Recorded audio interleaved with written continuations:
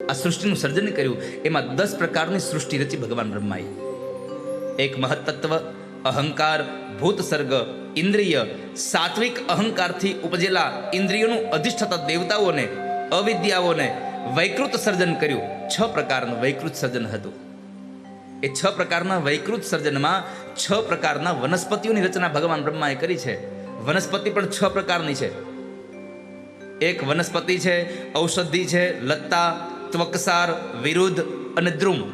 આ 6 પ્રકારના વનસ્પતિઓના કહેવાયા. પણ આ 6માં અલગ અલગ છે. વનસ્પતિ કોને કહેવાય? તો કહે છે કે જેમાં મોર કે મંજરી આવ્યા વગર સીધું ફળ લાગે, એને વનસ્પતિ કહેવાય. બીજું, ઔષધિ કોને કહેવાય? તો કહે છે કે ફળ પાક્યા પછી જેનો નાશ થઈ જાય એવા છોડને ઔષધિ કહેવાય. દાખલા તરીકે ઘઉં, ચોખા, ચણા, આ બધા ફળ પાકી જાય પછી નાશ થઈ જાય. પછી કયું? લત્તા.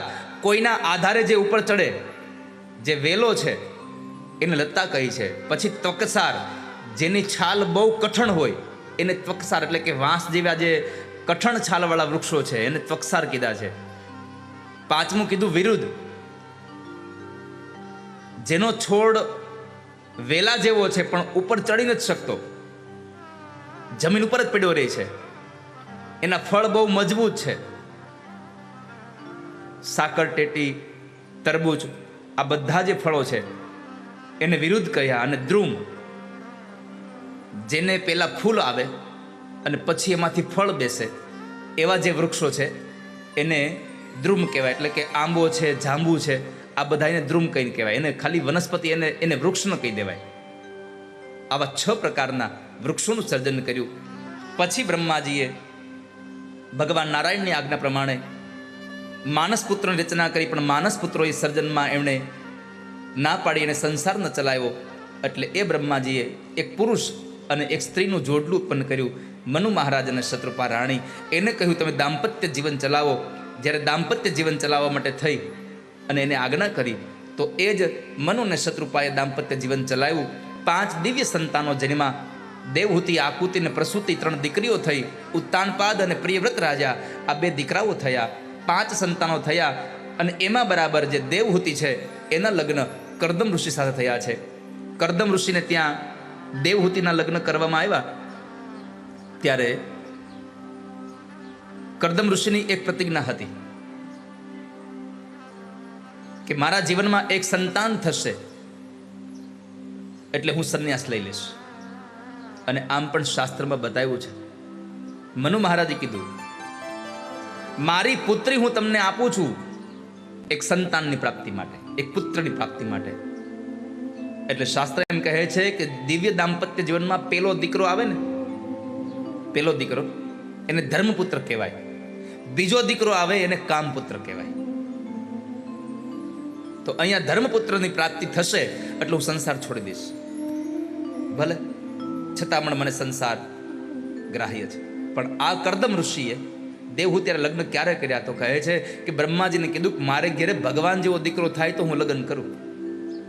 પછી ભગવાન નારાયણની સેવા કરી, ભગવાન નારાયણને ઉપવાસ કર્યા, એનું યજન કર્યું. પરમાત્મા પ્રગટ થયા તો ભારત વર્ષના સાધુએ માગ્યું શું? મને એક સારી સ્ત્રી આપો, મને સારી સ્ત્રી આપો. હવે આપણને થાય કે એક સાધુ જેવો સાધુ સ્ત્રી માગે, પણ સાધુએ એમ કહ્યું છે કે જ્યાં સુધી અંદર પડેલી, ઊંડાણમાં પડેલી વાસનાઓ હટી ન જાય ત્યાં સુધી કોઈ દિવસ ભગવાનનું ભજન ન થાય. વાસનાઓને કાઢી નાખવી છે અને પછી એના દ્વારા સારું સંતાન મેળવવું છે. એટલે કરદમ ઋષિએ એક સ્ત્રી માગી અને ભગવાને કહ્યું કે મારી ઉપાસનાનું ફળ સ્ત્રી ન હોઈ શકે, એટલે હું સ્ત્રી આપું છું પણ તમારા દાંપત્ય જીવનમાં હું તમારે ત્યાં દીકરો બનીને આવીશ. ભગવાને આશીર્વાદ આપી દીધા, તમારા જેવો દીકરો થાય થશે. પછી ભગવાને કીધું કે બધી વાત સાચી પણ તમારા લગ્ન તો થયા નથી.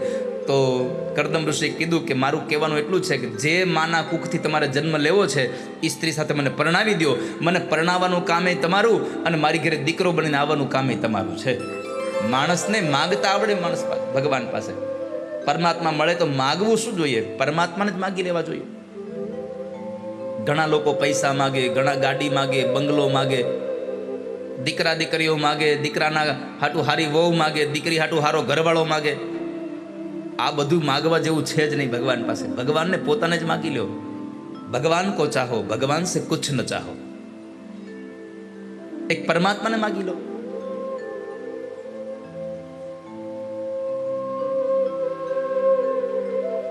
પણ આપણે તો ભગવાન પાસે જેન તેને માગ્યા કરીએ.